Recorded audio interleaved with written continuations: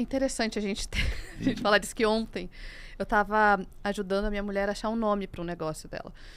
E aí você foi lá, fez um prompt? Não, ela queria assim, pensa agora. Eu falei, não é assim que eu funciono, eu vou dar uma volta, vou pensar e não sei o que. Ela, não, eu vou jogar no chat GPT. Falei, tá bom, joga no chat GPT. Ela jogou, aí ela falou, tá aí, você vai ficar empregada por um bom tempo, porque não saiu nada de interessante. Não saiu, Não saiu. Aí eu, Ufa. Mas, ao mesmo tempo, é muito usado para que você possa fazer textos mais longos, né? Eu uso quando eu preciso falar de uma maneira... Por exemplo, eu trabalho numa multinacional, então tenho que mandar e-mail, muitas vezes em inglês, eu falo, por favor, coloque esse e-mail de uma forma mais educada. E aí ele vai e ele coloca de uma forma mais educada. Eu uso dessa maneira. Eu acho muito difícil usar como produção de texto, porque já houve uma série de vazamentos, né, de dados sensíveis. É que muito você sobe fácil. Lá e fica na memória, e fica né? lá, e aí acaba que uma empresa descobriram um segredo de empresa através de um vazamento. Então, é fácil, né? Eu posso colocar ali, faz para mim um texto sobre o Cazé, sobre o não sei o que, ele vai fazer, e se ele faz também, vai sair o mesmo texto.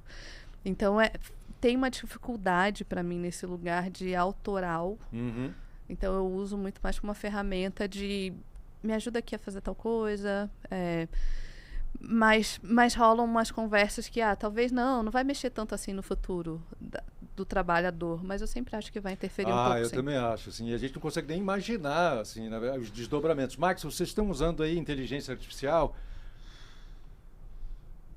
A gente já está começando a pensar sobre isso, né? Principalmente porque a inteligência artificial, por conta dessa facilidade, ela também permite que a gente trabalhe mais rápido na produção, que a gente consiga tirar possíveis ruídos nessa produção de podcast, mas a gente está pensando também... ruídos que você está falando não é ruído de comunicação, é ruído de verdade, né? Você passa ali a gravação para tirar ruídos que atrapalhem a voz da pessoa. Isso é genial, isso, ruído de verdade mesmo, sons que a gente quer tirar. E também a gente está pensando em usar inteligência artificial para tradução de nossas vozes para outros idiomas, né? Como que a gente fala para quem não fala português, né? Como que a gente fala de Amazônia para quem não fala português. Então, eu acho que a gente precisa pegar toda essa força da inteligência artificial para estar trazendo para as nossas linguagens e para usar ao nosso favor, né? Porque a gente já sabe que tem muita gente usando para o desfavor. Sim, para atrapalhar. E isso que você falou é muito legal, porque você pode inclusive usar a sua voz para falar inglês, para falar alemão, para falar chinês, para falar a sua voz, a voz do Maxson. Isso é muito bizarro. Você que é o Me Explica. Pô, o cara é o Me Explica, meu. Já deu aquele frio na barriga, de caramba, eu vou perder minha posição pro ChatGPT, porque você vai lá, ChatGPT, me explica aí como é que funciona, não sei o que lá. Claro, dá um medo, né? Você fala, e explica mesmo, algumas coisas ele sabe explicar. Mas é interessante isso para falar do Me Explica, mas do jornalismo de uma maneira geral. Eu tava pensando nisso, né, quando eu tava vindo para cá, pensando assim, qual que seria a diferença, né, de uma ferramenta dessa para o jornalismo. E assim, tem algumas... Eu não entendo muito bem a parte técnica, mas pelo que eu estudei a respeito dessas ferramentas é que eles funcionam em cima de uma base de dados, né? Você tem que alimentar aquilo de alguma maneira. Sim. E toda a base de dados, ela é escolhida, né? Alguma pessoa tem que escolher. Então começa por aí. Tem um então, viés, assim, né? Tem um viés. E esse viés está dado, né? Enfim, quem escolhe, que dados entram ali, que dados não entram. Sempre vai precisar de uma pessoa para checar aquilo, para ver se aquilo está digamos assim, abordando todos os aspectos que precisa abordar de fato, se tem todas as fontes de informação que precisam ter, se aquilo, né, o estado da arte, né, se tem as informações mais recentes. Então, e mesmo quando eu assinei o ChatGPT Plus para testar a navegação na internet, e você vê que mesmo navegando na internet ele não consegue pegar certas nuances. Então, assim, eu acho que para o jornalismo e para o Me Explica, ele pode até ajudar de algumas maneiras, mas eu acho que o cidadão precisa entender que não vai dar uma resposta perfeita. Ali pode ser um começo de uma explicação, mas que um jornalista tem uma capacidade muito maior e por definição da profissão dele, ele vai checar aquelas informações para ver se está tudo certinho.